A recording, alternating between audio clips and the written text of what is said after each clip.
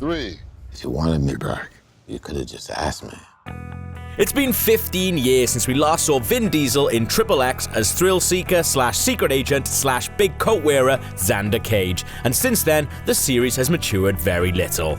XXX Return of Xander Cage lobs out one ludicrous set piece after another, giving you very little time to think about the nonsense you're seeing on screen, which is a good thing because the film seems like it was written by a child. The thing is, that child is best friends with Vin Diesel, so it's kind of okay.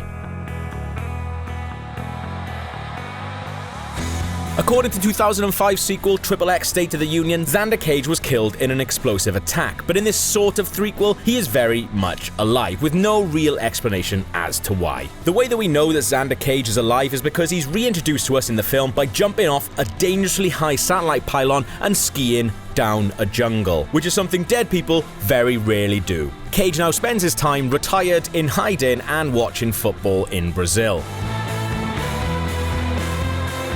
The XXX program, which recruits daredevils and turns them into terrorist hunting spy people, doesn't care that Xander Cage is retired because they need him to hunt down some government-attacking radicals led by Rogue One's Donnie Yen. You know Yen's character is bad because he smokes cigarettes, wears a lot of leather, and because he's stolen a big remote control that can shut down satellites and crash them into Earth. This is something the NSA doesn't want to happen, and so Xander Cage needs to not be retired.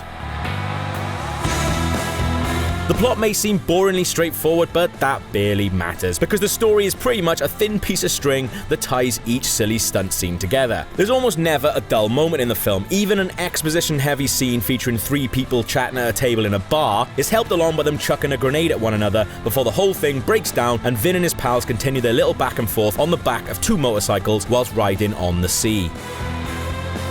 DJ Caruso directs each set piece like an impressive Red Bull Extreme Sports promo, fitting given that actual professional extreme sports people replaced the actors for many of the sequences, most of which are almost entirely based on real-life stunts and performed by real-life madmen and women.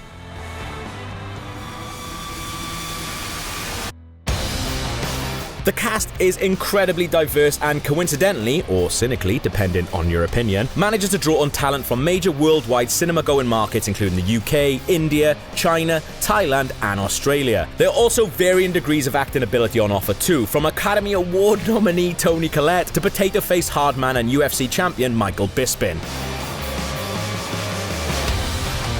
You probably already know whether or not you should go see XXX Return of Xander Cage. It depends on your willingness to accept entirely farcical and nonsensical plotlines, dialogue, and situations just because they feature the inhumanly charismatic Vin Diesel.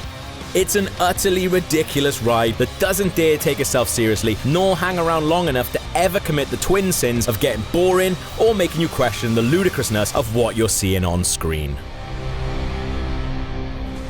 There are no more patriots, just rebels and tyrants. So which are you? I'm XXX.